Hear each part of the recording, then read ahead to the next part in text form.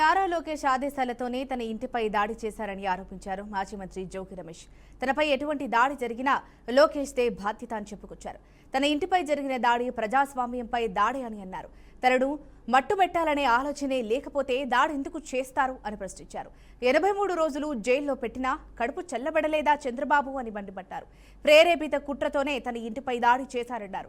దాడి జరగ అవకాశం ఉందని ముందే పోలీసులకు సమాచారం ఇచ్చినా స్పందించలేదన్నారు. అతని కుమారుడు కనుసన్నల్లో ఒక బడుగు బలహీన వర్గాలకు సంబంధించిన జోగి రమేష్ మీద దాడి చేయాలని చెప్పేసి మీరు పథక రచన చేశారంటే ఇంతకన్నా దుర్మార్గం ఇంకోటి ఉందని చెప్పేసి మీడియా మిత్రుల ద్వారా చంద్రబాబు నాయుడు గారిని, చంద్రబాబు నాయుడు కొడుకు లోకేష్ని అడుగుతా ఉన్నా.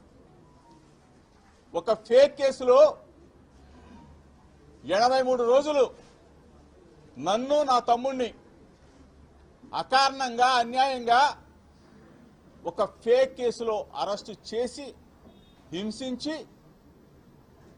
ఒక సామాన్య ఖైదీలాగా నేను 83 రోజులు మీరు చేసిన దుర్మార్గానికి శిక్ష అనుభవిస్తే ఇంకా మీ మనసు చల్లారలేదని అడుగుతున్నా చంద్రబాబు నాయుడిని, చంద్రబాబు నాయుడు కొడుకుని లోకేష్ని. మిమ్మల్ని ప్రాధేయపడి వేడుకున్నా, నేను ఎక్కడికైనా వస్తాను, అవసరం అనుకుంటే మీ దగ్గరకైనా వస్తాను, జోగి రమేష్ తప్పు చేస్తే ఏ శిక్షకైనా నేను సిద్ధంగా ఉన్నానని చెప్పేసి పదే అడిగితే మీకు భార్య బిడ్డలు ఉన్నారు, రమ్మని చెప్పేసి ప్రాధేయపడి అడిగితే రాకపోగా నేను దుర్గ గుడికి వెళ్ళి దుర్గమ్మ సాక్షిగా ప్రమాణం చేస్తే సిబిఐ దర్యాప్తు కోరితే వెంటనే అరెస్టు చేసి 83 రోజులు నెల్లూరు జైలు, విజయవాడ జైలు, ఆఖరికి మదనపల్లి జైలు, 3 జైలు తిప్పారే.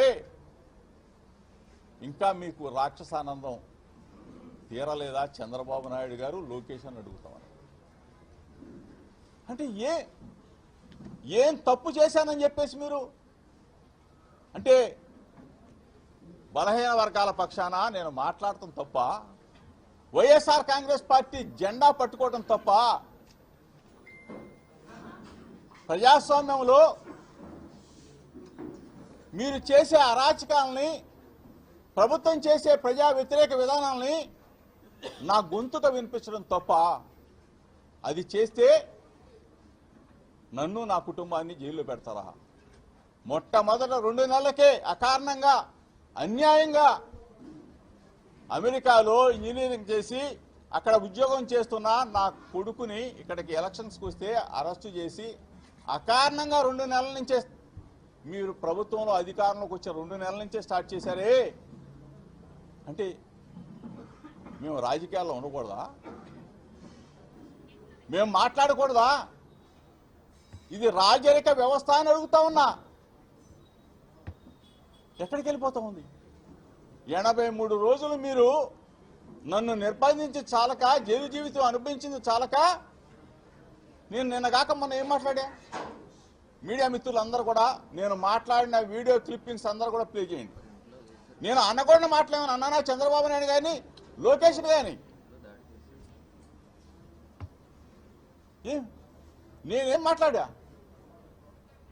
కల్తీ లడ్డు కేంద్ర దర్యాప్తు సంస్థలన్నీ కూడా, కేంద్రంలో ఉన్న ల్యాబ్స్ అన్నీ కూడా, కేంద్ర ఆధ్వర్యంలో జరుగుతున్న ల్యాబ్స్ అన్నీ కూడా సర్టిఫై చేసి అందులో ఏమీ లేదని చెప్పేసి సిబిఐ రిపోర్టు క్లీన్ చిట్గా ఇచ్చిందని చెప్పేసి మీరు కల్తీ అని చెప్పేసి మిమ్మల్ని మేము అడిగితే, లోకేష్కి బుర్ర పోయింది, పాడైపోయి అంటే చిప్పు పోయిందని కూడా అనకూడదా? చిప్పు దొబ్బిందని అనకూడదా? పంజా సెంటర్, రాణి గారి తోట, సీతానగరం,